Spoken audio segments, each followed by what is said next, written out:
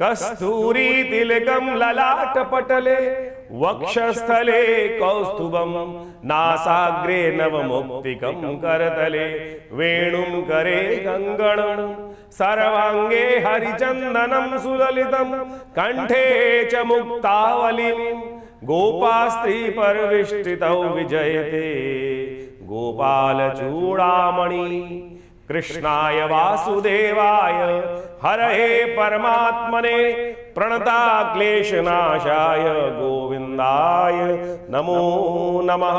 27 तारीख बुधवार का अवसर और वृश्चिक राशि वालों की गणना भी समझ लीजिए। इस दिन एकादशी का सुंदर योग बन रहा है और एकादशी उदय तिथि एकादशी के रूप में आ रही है, वृद्धि की तरफ जा रही है। बुधवार के दिन पड़ गई है, 2 एकादशी का योग बना। द्वादशी युक्त एकादशी परम श्रेष्ठ मानी जाती है, जो कमला पुरुषोत्तम एकादशी का योग बन रहा है और साथ एकादशी के दिन गजकेसरी योग भी विद्यमान है।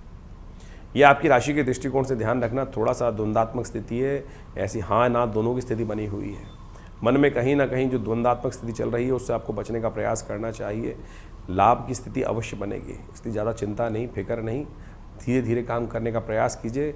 ज़्यादा अपने आप को परेशान में न डालिए, छोड़ दीजिए, नैया को छोड़ देना चाहिए भगवान के भरोसे। कई बार ये समय भगवान के भरोसे अपने आप को छोड़ने का प्रयास करो। देखना भगवान के भरोसे जब चलती है नैया तो कहीं ना कहीं अपने आप उस राह को पकड़ लेती है और सही राह मार्ग पर चढ़कर कहीं ना कहीं तीर पर पहुंची जाती है।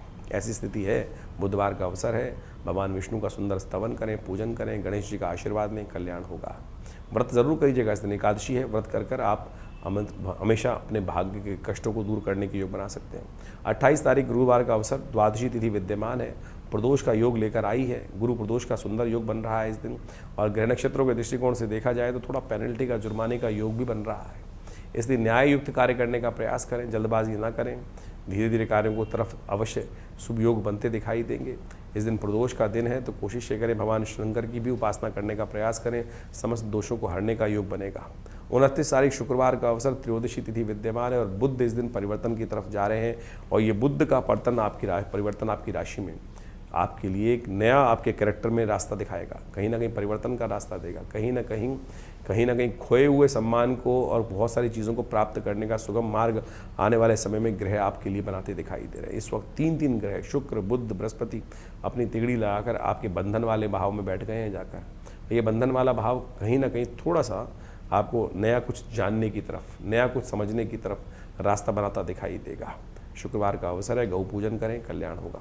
30 तारीख शनिवार का अवसर है, चतुर्दशी तिथि विद्यमान है और आपकी राशि में ही आपके चंद्रमा प्रधारने के योग बना रहे हैं। नया विचार देंगे, कहीं ना कहीं डूबती नैया को सहारा देने का रास्ता आपको अवश्य प्राप्त होगा। ऐसे ग्रह परिवर्तन की तरफ जाते दिखाई दे रहे हैं और इस परिवर्तन का लाभ भी आपको मिलने के योग अवश्य बनेंगे। इस दिन सत्यव्रत है, क्योंकि अगले दिन जो उदय तिथि है शाम के समय नहीं रहेगी तो सत्यव्रत करने का सुंदर योग है और इस कलिकाल में भगवान सत्यनारायण का व्रत कर बहुत सारे अनिष्टों को दूर करने का सुगम स्कंद महात्म जो पुराण के अंदर महात्म लिखा है उसके द्वारा हमको मिल जाता है। तो इसलिए इस कथा को सही से समझें, महात्मा को पढ़ें, टेस्टिमनीज जो लोगों ने लिखी है कि ना करने से क्या होता है, करने से क्या होता है और भूल चूक में माफ़ करने से, परमात्मा के समय के समक्ष उपस्थित होकर प्रार्थना कर लेने से अनिष्टों को दूर करने के लिए भगवान तत्काल रास्ता बना देते हैं। भगवान ऐसे नहीं कि रूठ के एक बार बैठ गए तो बैठ गए, नहीं, भगवान नहीं रूठते हैं, हम रूठ जाते हैं। हम ठीक हो जाएंगे तो रास्ता बन जाएगा। 31 तारीख रविवार का अवसर, पूर्णिमा तिथि विद्यमान है और ग्रह नक्षत्रों के दृष्टिकोण से मन को बल देने की ज़रूरत है। इस वक्त थोड़ा मन को बल देकर कार्य करोगे, सहारा देने का प्रयास करोगे और वो बल कोई बाहर से नहीं, आपके स्वयं के अंदर जागने से मिलेगा। ग्रह नक्षत्रों में योग जो चल रहा है वो कहीं ना कहीं जो आपके बुध इत्यादि, बृहस्पति इत्यादि के शुभ योग के कारण से कहीं ना कहीं बल मिल रहा है। उस बल को लेकर चलने का प्रयास करें। सूर्य को शांत करने का अवश्य प्रयास करना चाहिए। रविवार का दिन है, गायत्री का जप करें और पितरों के निमित्त तर्पण इत्यादि करें। कहा जाता है कि अधिक मास के अंदर जो पूर्णिमा पड़ती है वो पितरों के आशीर्वाद को प्राप्त करते हैं। तो जिनके पूर्वज पितृ इत्यादि उनकी तर्पण इत्यादि ढंग से नहीं हुआ है तो इस दिन कम से कम अवश्य वर्ष में एक दिन तो कम से कम कर लेना चाहिए। तो देखिए उससे आपके ऋण से निवृत्ति का योग बन जाएगा, कष्ट दूर करने का योग बन जाएगा। पुरुषोत्तम मास की जो पूर्णिमा आती है, ये जेठ की जो पूर्णिमा है, पुरुषोत्तम मास की पूर्णिमा है जो 31 तारीख को पड़ रही है। इस समय में एक कार्य विशेष करना चाहिए। कहा जाता है पुरुषोत्तम मास अपने पितरों की तर्पण के लिए, पुत्रों के ऋण से निवृत्त होने के लिए सबसे श्रेष्ठ माना जाता है। वैसे तो कहा जाता है पूरे के पूरे 30 दिन तक अवश्य अपने पितरों के निमित्त तर्पण इत्यादि करना चाहिए, यज्ञ इत्यादि करना चाहिए, क्योंकि ये काल जो है यज्ञ के लिए, कथा के लिए, तर्पण के लिए ही, पितरों के निमित्त कर्म करने के लिए सबसे श्रेष्ठ माना गया है।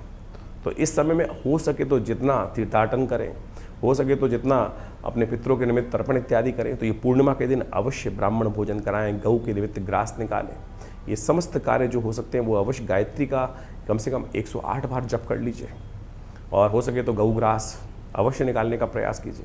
यदि आप कहीं विदेश में रहते हैं, बहुत सारी ऐसी जगहों शहरों में रहते हैं, आपके पास व्यवस्था नहीं है, तो विवेकानंद योगाश्रम में इन समस्त कार्यों के लिए पूर्ण व्यवस्था है। आप अपने पितरों के निमित्त अब कैसे लगाएं कि पितृ, कई बार समझता है लोगों को क्या होता है कि कई बार ये कष्ट हो जाता है कि हम जान नहीं पा रहे हमारे पितृ तृप्त हैं कि नहीं है। चाहे पितृ तृप्त हों, चाहे आपको लगे चाहे ना लगे, एक बात नहीं, पहले तो ये मान लीजिए अवश्य 3 पीढ़ी तक हर व्यक्ति को अपने पितरों के निमित्त तर्पण, भोजन दान, गऊ के निमित्त कुछ निवृत्त कार्य अवश्य करने चाहिए, जो शास्त्र में वर्णित ये अवश्य है।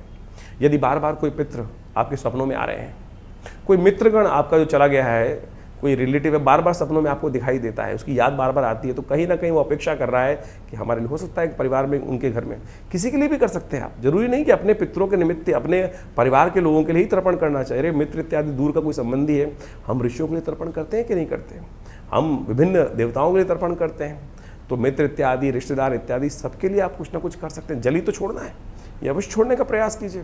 और यदि आपका काम, घर में शादी नहीं हो पा रही है, बहुत बार ऐसे कष्ट हो जाते हैं कि सब कुछ ठीक होते हुए, धन संपदा होते हुए भी घर में बच्चों की शादी नहीं हो पा रही है, पूरी मेहनत करते हुए भी कहीं ना कहीं ऐसा होता है कि कहीं ना कहीं इंडस्ट्री में, व्यवसाय में दिक्कत आ रखी है, सब कुछ बढ़िया होते हुए भी, सेवा करते हुए भी आपको क्रेडिट नहीं मिल रहा है। कहीं ना कहीं घर में कलेश ही कलेश चलते रहते हैं, हर कोई मन मुटाव करके बैठा हुआ है, सब कुछ सेवा करने के बाद भी तो हो सकता है कहीं ना पित्त संबंधी समस्या हो।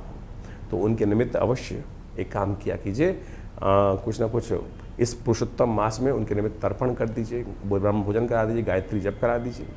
और विवेकानंद योगाश्रम में हमने पूर्ण व्यवस्था करी है कि आप सब अपने पितरों के निमित्त गायत्री जप इत्यादि सब कराने की व्यवस्था ले सकते हैं, लाभ ले सकते हैं, और पूरी तरह से आप इस कार्य को लाभ लेकर करने का प्रयास कीजिए। बहुत वर्षों बाद ये योग बना है जेठ के महीने में, ये ऐसे मत जाने दीजिए। पुरुषोत्तम मास का अद्भुत महात्म शास्त्र में बताया गया है, हम पूरी तरह से आपका उसका महात्म बताते हैं, सुनिए। ग्रहों की गणना अभी आपने समझी, तिथि के अनुसार से आपकी राशि के दृष्टिकोण से क्या कुछ फर्क पड़ रहा है, लेकिन उन सबके कष्टों को दूर करने के लिए अनेक उपाय शास्त्र में वर्णित है। लेकिन इस वक्त पुरुषोत्तम मास चल रहा है, ये भारतीय संस्कृति के अनुसार से एक समय की ऐसी कालगणना है कि जिसमें जो कार्य आप करोगे, दान, पुण्य, तप, व्रत, इसका 100 गुना अधिक प्रभाव होगा। यानी ये समय वास्तविक तौर पे समझ लीजिए अपने पुण्यों को एकत्र करने वाला है।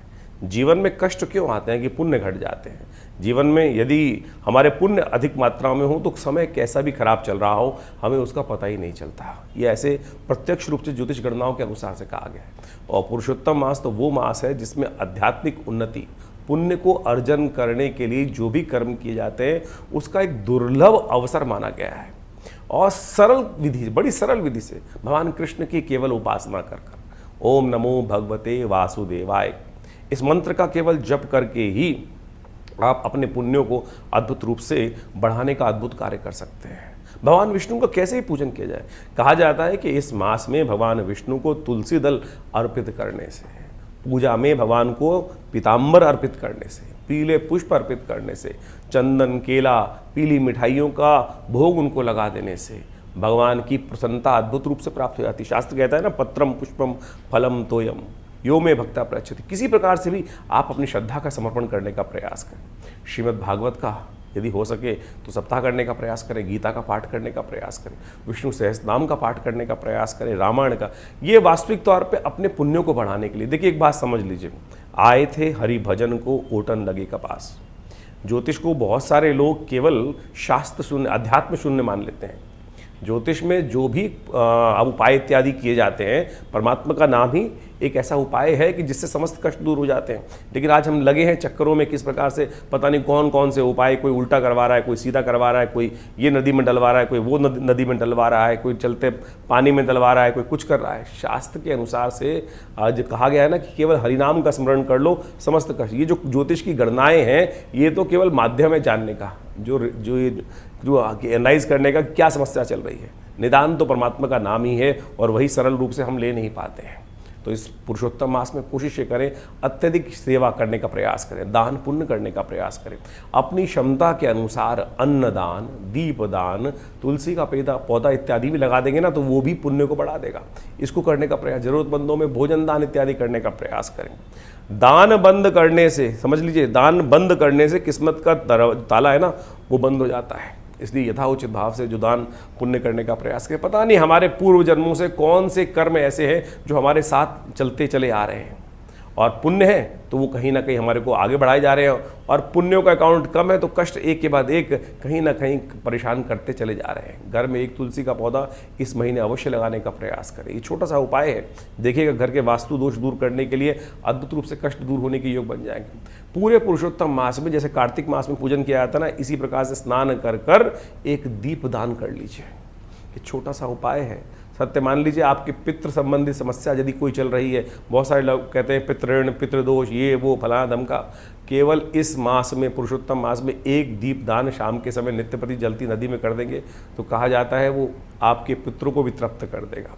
देखिए एक बात और ध्यान रखें, इस पुरुषोत्तम मास में बहुत से कार्य वर्जित कहे गए हैं। विवाह, गृह प्रवेश, मुंडन, जनेऊ इत्यादि जो संस्कार इत्यादि हैं वो बिल्कुल वर्जित माने जाते हैं, उनको नहीं करना चाहिए।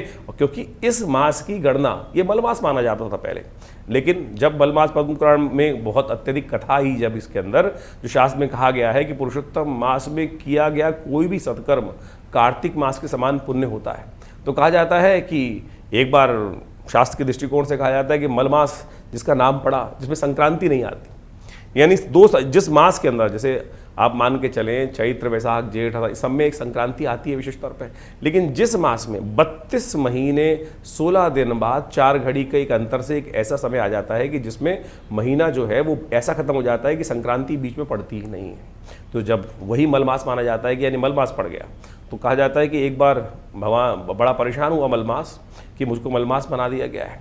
तो भगवान कृष्ण के समक्ष, भगवान विष्णु के समक्ष पहुँचे मलमास कि महाराज इस पूरे संसार में मुझे परित्यक्त कर दिया गया है, मुझे मल के रूप में जाना जाता है, अधिक मास के रूप में जाना जाता है। तब भगवान ने प्रसन्न होकर, भगवान तो बड़े करुणा निधान है, उन्होंने पुरुषोत्तम मास पे, इस मलमास पे कृपा करी और अपना नाम दे दिया और कहा इस मंथ मास में जो भी कोई हरिनाम का स्मरण करेगा, हरिनाम का संकीर्तन करेगा, उसके समस्त दोष दूर हो जाएंगे। ग्रह गणना तो आपने समझ ली, ये पुरुषोत्तम मास भी ग्रह गणना एक तरफ, परमात्मा का नाम एक तरफ। यदि परमात्मा का नाम स्मरण करके आप जो भी कार्य करेंगे तो आप सत्य माने कल्याण का सुमार्ग आपके जीवन में बन जाएगा। इसलिए शास्त्र के दृष्टिकोण से जो भी हो सके, और इस बार तो जेठ के महीने में ये मलमास पड़ा है, अधिक मास पड़ा है, पुरुषोत्तम मास पड़ा है, तो क्या करें, परमात्मा का स्मरण करने का प्रयास करें।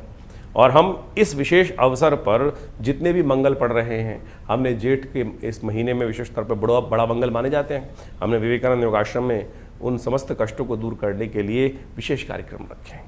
देखिए एक बात माने, भारतीय संस्कृति के अनुसार से हमारे ऋषि मुनियों के अद्भुत शोध है देवता की उपासना करना।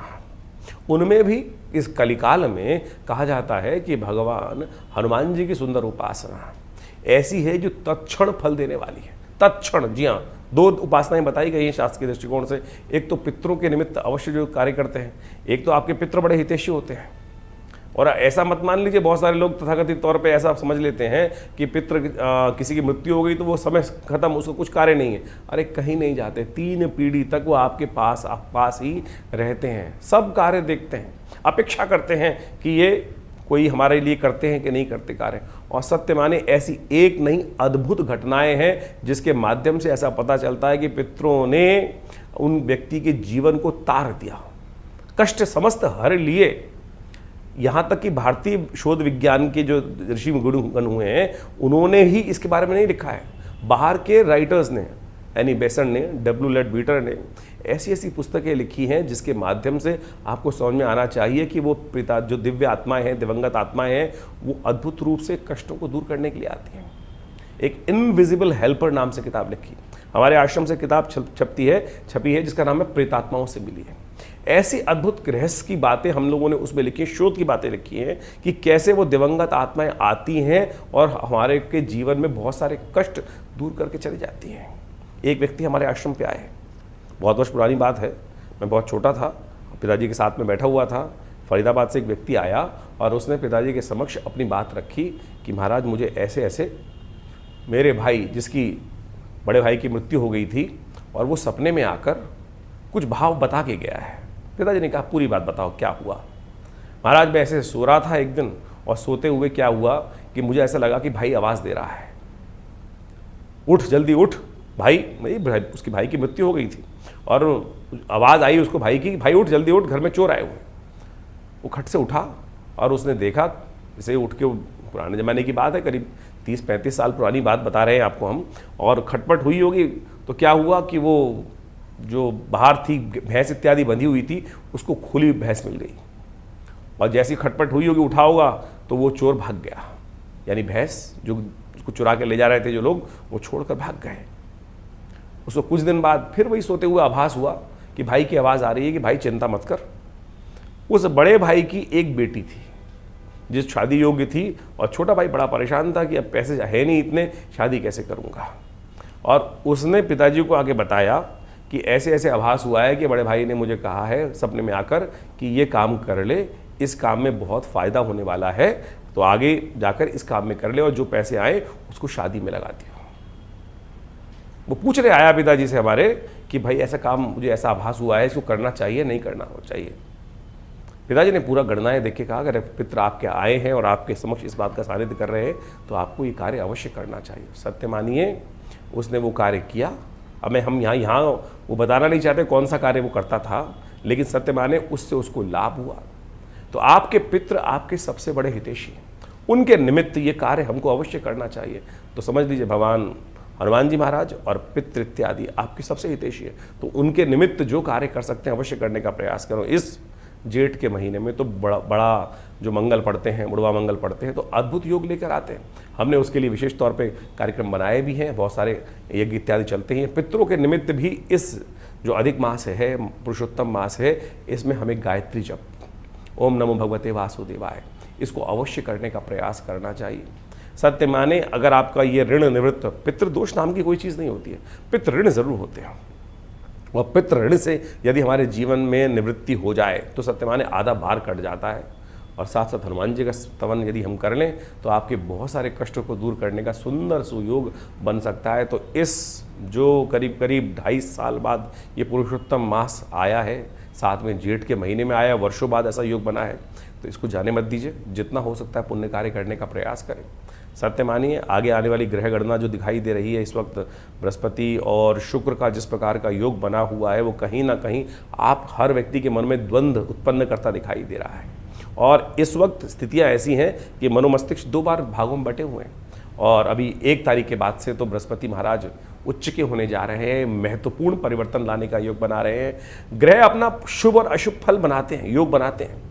लाभ और हानि उनको होती है जिनके पुण्य कम ज़्यादा होते हैं। तो इसलिए अपने यथाउचित भाव से पुण्यों को बढ़ाने का प्रयास करें। यदि ग्रह थोड़े हल्के भी होंगे ना, तब भी वो समय आपको पार करके ले जाएगा। और ग्रह बहुत अच्छे चल रहे हो और किसी व्यक्ति के पास पुण्य ही ना हो तो फिर क्या मिलेगा उसको। तो इसलिए ये न कि न प्रकारेण संसार में अपने पुण्यों को हमें बढ़ाने का प्रयास करना चाहिए। बहुत सारे लोग तथाकथित तौर पर आपके बरो मस्तिष्क में कुछ प्रश्न चिन्ह डाल देंगे, कटाक्ष उपस्थित करने का प्रयास करेंगे, सदमार्ग पर चलने को रोकेंगे, तो उन भ्रांतियों में ना फंसें। इस संसार में, तुलसी संसार में भांत भांत के लोग, पुण्य होगा तो अच्छे लोगों के साथ जुड़ जाओगे, और नहीं तो इस संसार में हर शाख पे ऐसे बदमाश बैठे हैं जो काप के लिए कहीं ना कहीं गड्ढे खोद के तैयार कर रहे हैं। और जब वक्त खराब आता है तो व्यक्ति उसमें फंस जाता है। और वक्त सही हो तो आप समझे, तुलसी बाबा ने जिस प्रकार से रामायण में कहा है ना, बिन हरि कृपा मिल ही नहीं संता। हरि कृपा कब होती है? जब हमारे पुण्य जागते हैं। तो इसलिए इस समय में आप कोशिश ये करें, पुण्य जगाने का प्रयास करें, ज्योतिष को इसी प्रकार समझने का प्रयास करें। नहीं तो फिर दुकान है, नग बेचने की दुकान ज्योतिष नहीं होनी चाहिए। मंत्र जप आप स्वयं करें। हम समस्त चीज़ें आपके समक्ष बड़े खुलकर बताने का प्रयास करते हैं, शास्त्र विधि के अनुसार से बताने का प्रयास करते हैं। इस ज्योतिष को पौराणिक मत के अनुसार से ही समझें। समस्त ज्योतिष के निदान, पंचांग, ये सब जितनी भी चीज़ें हैं वो पुराणों के साथ, अध्यात्म के साथ, भारतीय वेद विज्ञान के साथ जुड़ी हुई हैं। तो इसी प्रकार से वो समझने का प्रयास करें। आज हर दूसरा आदमी ज्योतिष के साथ जुड़कर अनेक प्रकार से अपने अपने कहीं बहुत सारी कितने उपाय कोई करा रहा है, कोई वास्तु ठीक कराने में लगा हुआ है, कोई कुछ ठीक कराने में लगा हुआ है। हम वास्तु की बात भी इस बात करना हम चाहते हैं, इस बारे में बताना चाहते हैं कि लोग आज आते हैं और 5-5 लाख, 2-2 लाख, 4-4 लाख की चीज़ों को बताकर और पता नहीं कैसे कैसे वास्तु को ठीक करने का प्रयास करते हैं। भारतीय संस्कृति में गृह प्रवेश जब करते हैं तो सबसे पूजन जब करते हैं, सबसे गृह आरंभ करते हैं तो सबसे पहले वास्तु शांति कर दी जाती है। वास्तु शांति हो गई और उसके बाद फिर वास्तु दोष कैसे रह सकता है?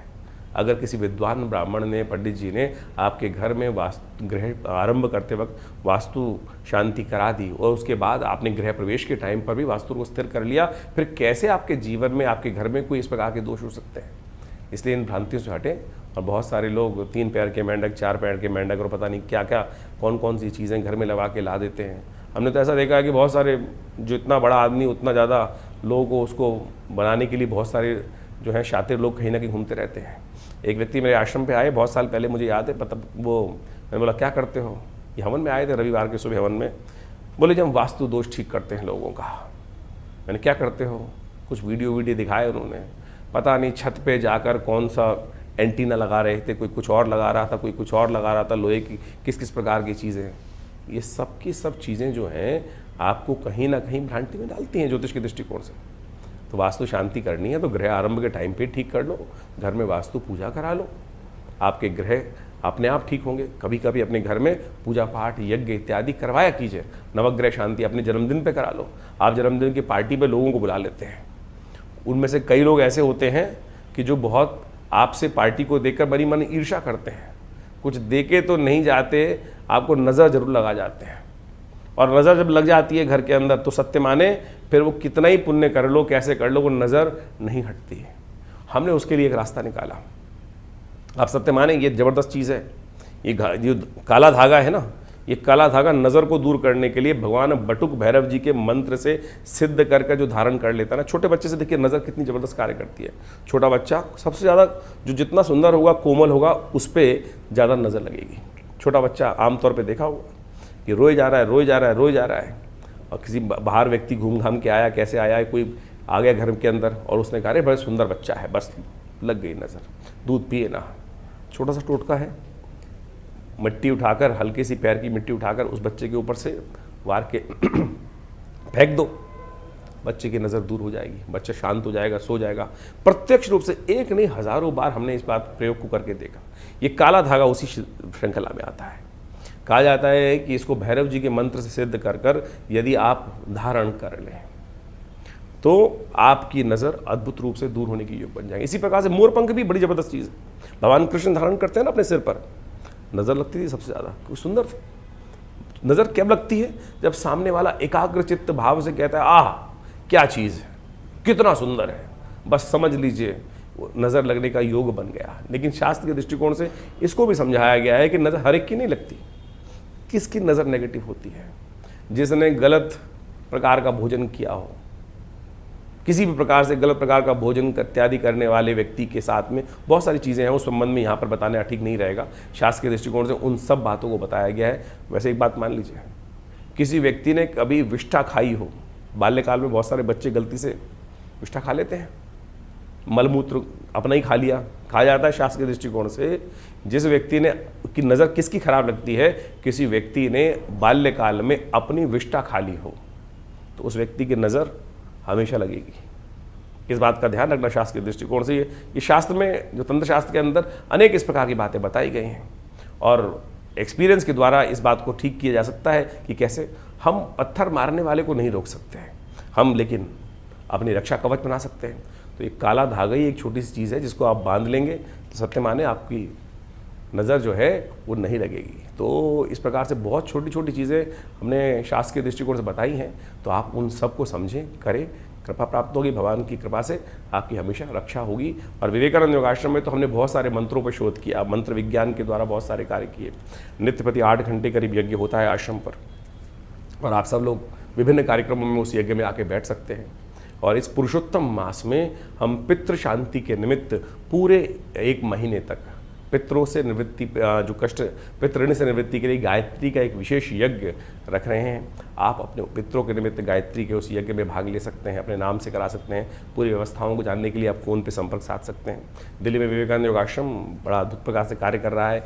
गौ सेवा कार्य नित्य प्रति चलता ही है, नित्य प्रति 8 घंटे यज्ञ चलता है। और विवेकानंद हॉस्पिटल प्राकृतिक चिकित्सा, योग, आयुर्वेद के संबंध में एक पूरा करीब पिछले 50 सालों से आश्रम कार्य कर रहा है। भारत सरकार के पैनल पर है, दिल्ली गवर्नमेंट के पैनल पर है, और बहुत सारे लोग आकर, चाहे वो कमर दर्द है, चाहे वो सर्वाइकल पेन है, चाहे वो ब्लड प्रेशर है, चाहे वो शुगर है, एंजाइटी डिसऑर्डर्स हैं, नींद न आने की बीमारी हैं, इन सब में विभिन्न मुद्राओं के द्वारा, योग के द्वारा, औषधि विज्ञान के द्वारा, प्राकृतिक चिकित्सा के द्वारा, बिना किसी औषधि के भी हम धूप मट्टी पानी प्राकृतिक चिकित्सा के द्वारा बहुत सारी बीमारियों को ठीक करने के लिए यहाँ बाहर दिल्ली में कार्य कर रहे हैं। 2 एकड़ में बड़ा संस्थान है विवेकानंद हॉस्पिटल योग आश्रम, और बहुत सारी शोध पुस्तकें लिखी हैं, करीब 50 से 60 पुस्तकें लिखी गई हैं। इन सब कार्यों को लगातार लोगों के समक्ष रख रहे हैं। आप भी आइए, जुड़िए हमारे साथ। विभिन्न कार्यक्रम जो समय समय पर होते हैं, हम आपके साथ उनके साथ आश्रम में आकर जुड़ सकते हैं। माँ भगवती की कृपा, और सबसे बड़ी कृपा, सबसे बड़ी चीज़ जो है, माँ भगवती का अद्भुत दिव्य श्री विग्रह विद्यमान है विवेकानंद योगाश्रम में, जो 500 साल पुराना है। जी हाँ, 500 साल पुराना दिव्य श्री विग्रह, जो मुल्तान से, पाकिस्तान में मुल्तान से एक व्यक्ति लेकर आया। और आज हमारा सौभाग्य है कि इतना दिव्य श्री विग्रह भगवती का हमारे विवेकानंद योगाश्रम में आचार्य केशव देव जी के द्वारा आज से करीब 65 साल पहले प्रतिष्ठित किया गया। तो आप भी आइए, उनके दर्शन कीजिए। 500 साल पुराने भगवती के श्री विग्रह के, दिव्य श्री विग्रह के, तो उनकी कृपा से हजारों लोगों ने अपनी मनोकामना पूर्ण करी है। आप भी उनके सानिध्य में बैठकर यज्ञ इत्यादि करें।